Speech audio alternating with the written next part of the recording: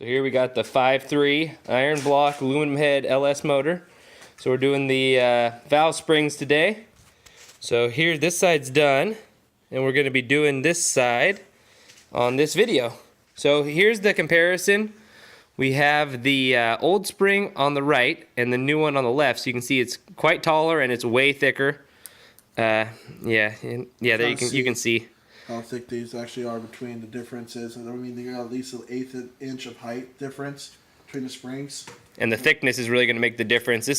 I'm going to include the link in the description here. But the Howard Rattler cam, and it came with the valve springs and everything. And we're going to show you how you put it in the LS motor. So we're going to first pull off the valve cover. So first, yeah, you go in there. We already just kind of... These are Holley valve covers, but they're very similar to the factory ones. Yeah, so if you have your motor completely stripped down, obviously you have like coil packs over here on the top. But this is what it'll look like once you get everything stripped down off of it. And you don't have to remove the intake, but we did just because we're changing intakes anyways. And we made sure to plug all those ports there on the intake side. So here's what you're going to see. Right here is what you're going to see on all of them. They're going to be rocker arms and valve springs all the way across. And we've already removed the rocker arms on these guys. But so these you just on top. undo the little bolt right there. Obviously, it's not hand tight. If it is, you should talk to GM and ask them for a refund. So yeah, so there you go. There's the push rod. It's going to actuate these valve springs normally. Push the valves open. And then here's the valve springs. So you're going to pick up a tool to do this. And this one I got off of Amazon. Link will be in the description. And it's supposed to be straight, but once you use it about once, it gets a big bend in it. It's kind of like your Harbor Freight tools. It's pretty much. It's a one-time use kind of thing from Harbor Freight. Don't expect to use this on multiple valve jobs.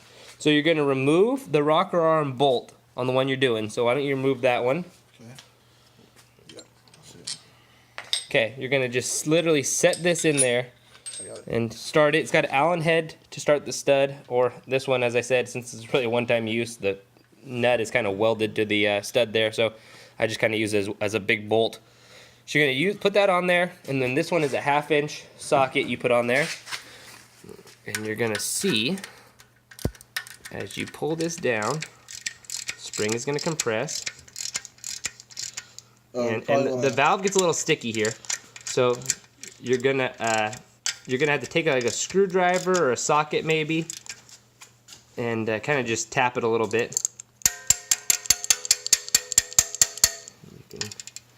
See, there it popped up, and you can see those clips.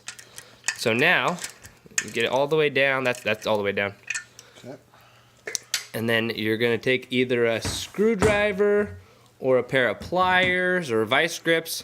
Needle nose seem to work pretty well, and a flathead. And you're gonna pull those out, or your finger. I don't know where to flat blade one. You use what you can use. It doesn't take very many tools to do this job. So he's got one out, and if it drops in there, that's half. It's really not that big of a deal. There's nowhere for it to go, so just fish it out.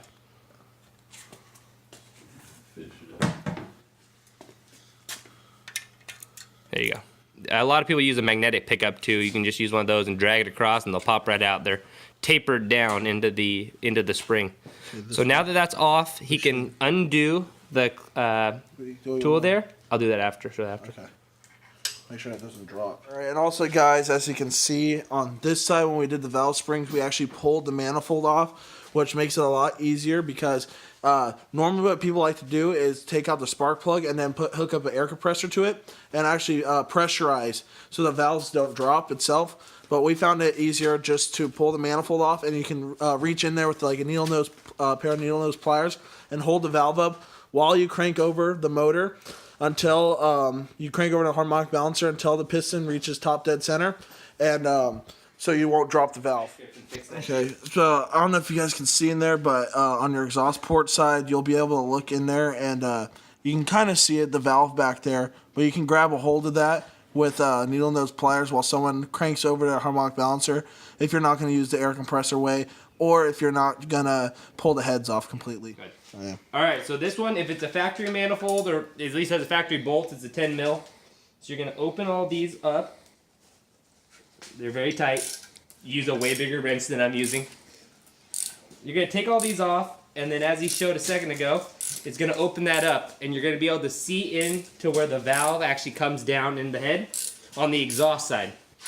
So what you can do with that is that way, if you start from the front and move towards the back, you're going to have to start with the second one actually, because that's where the exhaust valve lines up.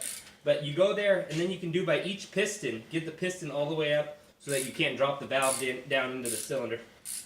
Which would be no fun if you're not trying to pull the heads. Yeah, that's a head gasket job now. So if you are already looking to pull the heads, just do your valve stems while you have, or your valve springs while you have your heads off. Yeah, the less moving parts you have to have, the better. So we're gonna pull this up now. Now that we've got those little retainer clips off. So put it in reverse here. Pull it off.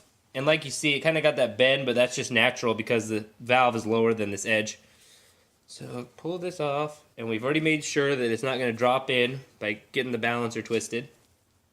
So we've got that off now. We took the tool off. Tool off. This comes off. Set it in a pile because it's going in the garbage. And as you can see, show them that that the valve spring is not going to fall down. So yeah, this is only going to, you can hear it hit the piston. Yeah. So then there's a seal right here, which there's a couple different ways people say to grab. I just grab with these needle nose vice grip and wiggle it off. So that's the valve stem seal. So it comes in the box, comes with these, which I guess you can press them into this housing. You can kind of see where that lip is, that lip is on these little guys. But these are junk. I mean, there's no way on earth you could do this without special tools. If we took a video of it, it probably would have been a 4-hour-long YouTube video of us trying to figure out how these go in. So if you go down to your local O'Reilly's or AutoZone, or Napa, okay, can't leave them local out. Auto parts store. We're trying to get all the sponsors we can, okay? SS71039. Okay, that's gonna fit the 5.3 and the 4.8. This is a 5.3 or a 5.7 LS1 or a 6.0 LQ4 or LQ9 or whatever or LS2. Yeah, exactly. So this is the valve seal set, and it comes with these. It's 2 bags in the box, I think. Yeah, we already used the whole bag. So we've already used the whole bag. I think you might have to order 2 sets. I think they might come in sets of 8. But anyways, so that's what they look like. And it's already got the brand new seal pressed in there. So, I mean, it's like 20-something bucks. I'll include the link in the description. It's totally worth it. If you're already going through all the work of pulling valve springs off, just replace them so you don't run into any problems. Yeah, exactly. So what I do, I don't know if this is really necessary or not, but kind of take a little paper towel and wipe the sludge off of there and get it kind of clean. I mean, I don't think it has to be really perfect, but yeah, whatever. Got it pretty clean in there. Okay, so you're just going to set this in here, push it down, get it as far down as you can get it. It's going to get compressed when you put the spring on it anyways. Then in your kit right here, okay, so you're going to go to your box here. You're going to grab a new valve spring, which again, they're thick. They're a lot bigger than the other ones. Grab one of these little black retaining pieces. And that's actually what the... and they just slip in. They don't get clipped on anything. They just slide on top. Sits on there, and it's, you know, if you do it on this side, it's loose. So just do it on the small side. Fits right tight flat on this flat part. So you're just going to set this on here. And it's going to be, you know, there's room to play there. So don't worry, that's fine. Take this tool. Okay, you're going to want to line up these forks so that they're not overlapping or anything here. You want them pretty, as good as you can get it spaced there. Then you're just going to tighten this by hand first. Then take your ratchet and you're going to tighten this down. And I'm going to show you a trick here in a second because this can get kind of a pain.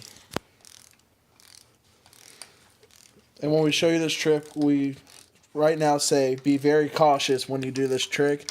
Do not give it much force. Do not try to over-tighten your vice grips. This is going to get really tight really fast, and once it gets really tight, you stop. There's no more.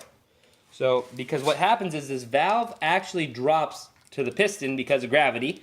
So, you're going to end up where you compress this all the way, and you might not be able to actually get the retaining clips in. So, when I get it to about right here, and I can clearly see it's lower than the one next to it here. I mean, I can see, you might want to take it from the side there. Yeah, right there. Yeah, it's lower. So, I'm going to take needle nose vice grips. I'm going to grab the tip here very carefully and just kind of, whoops, get it locked on there. Okay, and just kind of wiggle it. Wiggle, wiggle, wiggle, wiggle, wiggle. And you can see it coming up a lot. So there we go. Now, also included in the kit is this bag of retainers, and be really careful. We try to rip a small hole because they're very small and you're going to lose them if you're not careful. So just grab two. There's no matchmaking or anything here. Just any two. They're all the same. And they just cut their little half rounds. Grab three. Yeah, they're little half crescents. Yeah, and then also again, it comes with the kit. And if for some reason, if you order a different, if you order a kit and it doesn't come with them, just buy a new set at your local hardware store. But I'm pretty sure most kits most of the kits, any valve spring kit, let me say, should come with these. Yeah, should come with them. So they're tapered. This end is a lot thinner than this end, as you can. I don't know if you can really tell, but in real life you can tell a lot better than in a video. So and the thin end down. The groove that you also see in there. Yeah, you kind of see there's a There's a groove in there. The groove goes the higher up and up. Yep. So anyways, the thin part you're going to slide in there, and it's going to look weird. It's going to be kind of like tapered out. So just kind of get them both in there. And again, if you drop them, it's really not a big deal. You just grab them from down in the head. There's nowhere for it to fall. And this is what you'll look like when you put them in. Don't worry when you'll see now when we actually release this. We're going to slowly do this. Just easily undo this guy, and you're going to see them start to move towards each other and form a seal. It's kind of like a piston ring where it's got a big gap, and then once you actually shrink it down to fit in the cylinder, it becomes tight. So this is what you end up with when you're done. You end up with a pretty good seal. There's a small gap you can see on maybe one side or both sides, depending on whatever, but because they're tapered, they hold in that valve to the actual spring. So when the spring is compressed, valve goes down, spring is expanded, valve comes up right with it. So we're going to do the rest of these, and you can kind of see, I think if you get an angle from right here, the difference in thickness and, everything from these two little valves. And this is a must for high lift cams and pretty much any high horsepower, high torque application where you're changing the camshaft, because they can't keep up and you get valve float if you stick with these stock ones. So anyway, stay tuned for more videos. We're going to have one on how to do a cam swap on this motor coming up pretty soon for you guys. And that's it. This is JR signing off. Thanks, guys. Tune in for the next video.